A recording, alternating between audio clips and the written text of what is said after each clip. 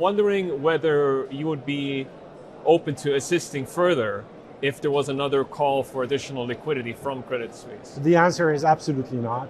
A little over a week after that comment, the Saudi National Bank issued a statement to the Saudi Stock Exchange saying Mr. Al-Qudari had resigned due to personal reasons. Not quite.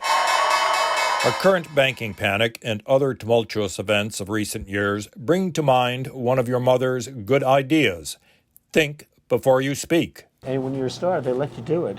You can do anything. Whatever you want. Grab them by the While Donald Trump himself regrets nothing, most regret his compulsion to tweet, Mike Pence didn't have the courage to do what should have been done on January 6, 2021. We're going to try and give them the kind of pride and boldness that they need to take back our country. Mr. Trump's legal culpability for that day aside, there's no doubt that the destructive forces put in motion were related both to his Pence remark and earlier statements about a stolen election, which have not let up since. Last year we had a rigged election and the proof is all over the place. We have a lot of proof and they know it's proof. They always talk about the big lie. They're the big lie. Democrats, for their part, would have liked to avoid those 4 years altogether. But one ill-tempered phrase ended that chance. You could put half of Trump's supporters into what I call the basket of deplorables. Today, Joe Biden routinely invokes the wisdom of his father, but think before you speak manifestly wasn't on Dad's list. When I grew up, my dad's kitchen table, not a whole lot trickled down economics into my kitchen table for my dad. You might say these misspeakers are diagnosable outliers, but then what's Treasury Secretary Janet Yellen's excuse? Similar actions could be warranted if smaller institutions suffered deposit runs that pose the risk of contagion.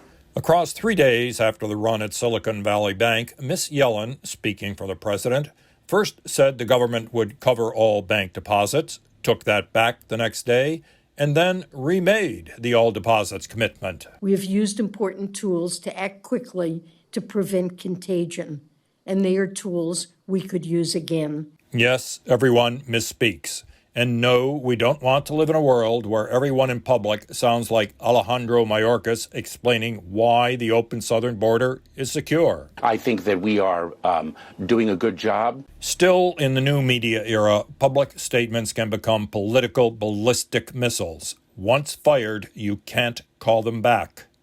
In a recent interview, Mike Pence pointedly said that while the country is ready to return to Mr. Trump's policies, people have something bigger on their minds.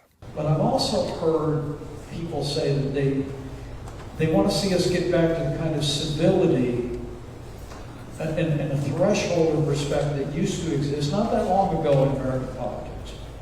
He's right, and already we can see an interesting array of post-Trump presentation styles from the Republican nominees.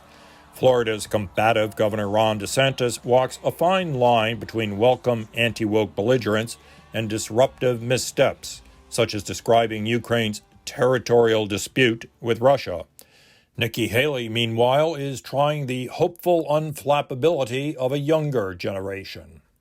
While in Iowa last month, Senator Tim Scott delivered an intriguing, wide-ranging speech that managed to confront the opposition while offering openings to conciliation. We have to work together. We have to come together.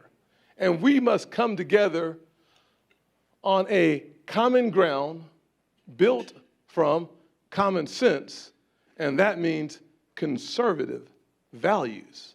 Senator Scott cites his mother for much of his success. Think before you speak must have been in there somewhere. And these days, it ought to be a voting issue.